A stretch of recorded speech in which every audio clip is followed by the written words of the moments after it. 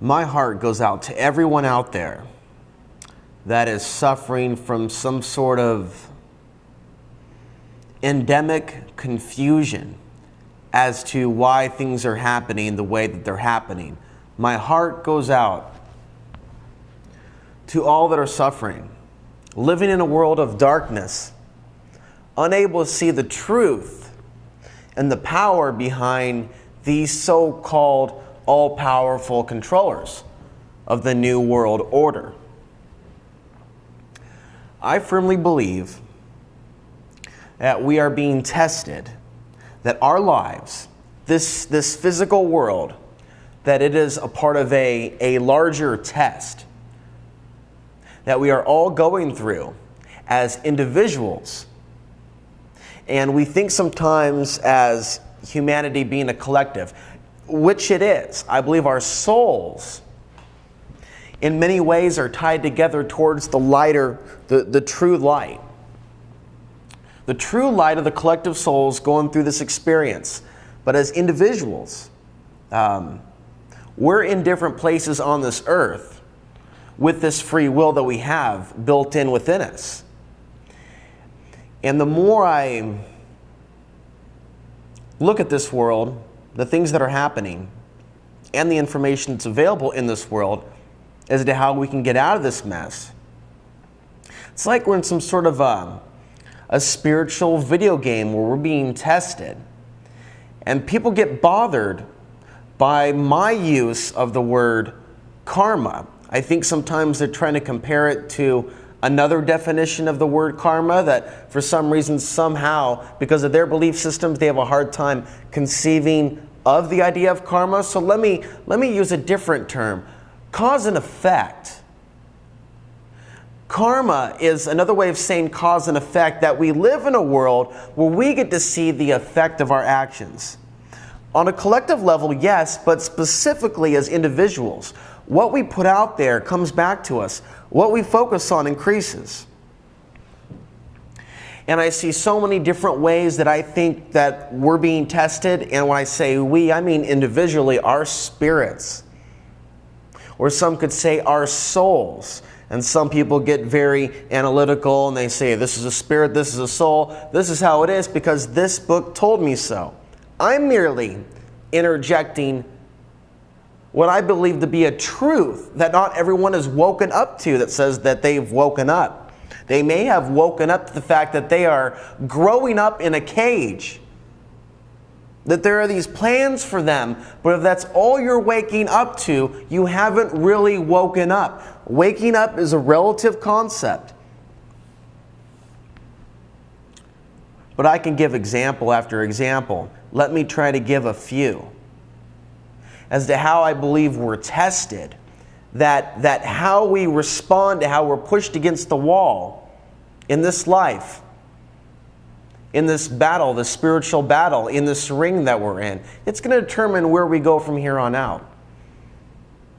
And life in the cosmos, life in this reality, life on this earth is far more diverse than heaven or hell. And so when I'm talking about these concepts, the consciousness, the true consciousness within us, the true creator above the fallen gods, or the creator that's talked about in the Old Testament, the true creator, the true consciousness, the true whoever we are. These are the things that we are talking about, the truths that I'm bringing to the table. So remove from your mind all distractions of other teachings and belief systems that have led you astray.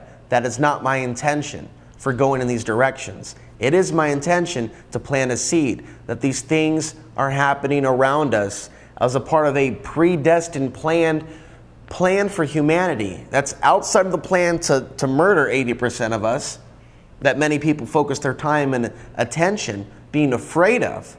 But there is another agenda for humanity to wake up to other truths beyond the fact that they're growing up living in a cage.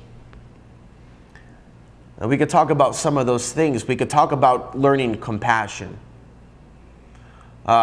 We can talk about learning how through this physical realm, the things that we do, our actual deeds, there's some sort of a consequence. There's some sort of an effect, perceivably good or bad. Does the universe really judge? Some say that it doesn't. It just brings you back whatever you're already creating. And so, living here on earth, I think that's one of our lessons, is to learn that we are creators. We are not the God of this earth. Let's not confuse things here. But we have a ability to create, and we must be mindful of that gift that we've been given by the true Creator. Now, examples of how we could be tested. For those that believe and know that 9/11 wasn't an inside job, is this not a test for the people of America, of the United States, of the world for that matter, to rise above their own racism, their own hatred of other cultures, their own ignorance, and out of love for other people that are being murdered by the millions in our name? Doesn't it call upon our higher consciousness to say, maybe we should investigate this? The truth about this day that has led to the destruction of so many lives. And also this police state that's being built up here in the United States and throughout the world.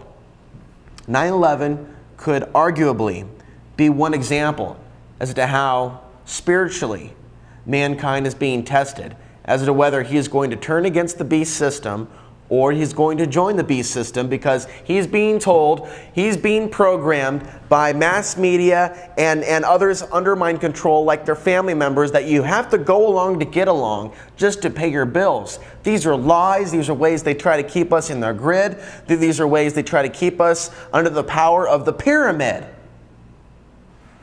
It is time to rise above those deceptions and those manipulations. 9/11 is one example, and all people, I think, should at least be presented with the idea that this is in fact part of what 9/11 was really all about, and why, by the higher powers, it was allowed to happen. And I mean the powers above the New World Order.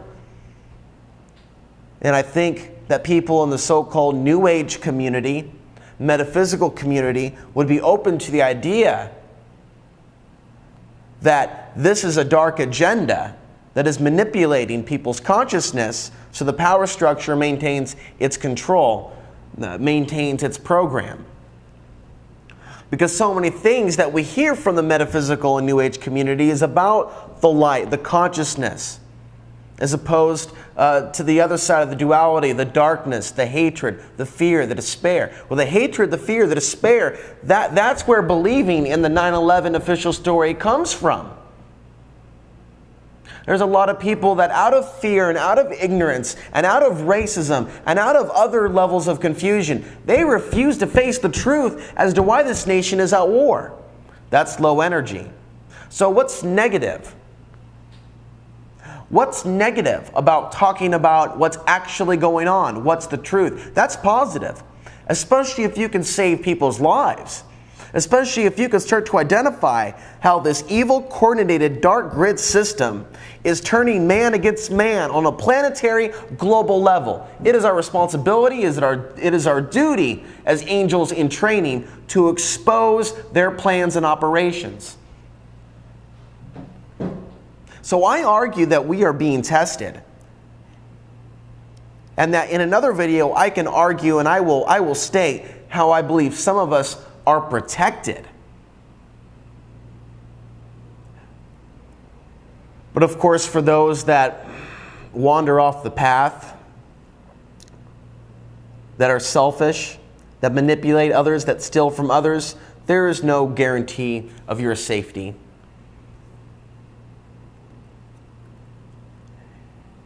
As you pass from town to town to town, seeking safety from the things that are to come, from things that begin to manifest, the wicked will face their day. Maybe not in this lifetime, but at some point in their existence as a soul in this universe, they will face whatever they have put out. I want you to be open to the idea that we are being tested.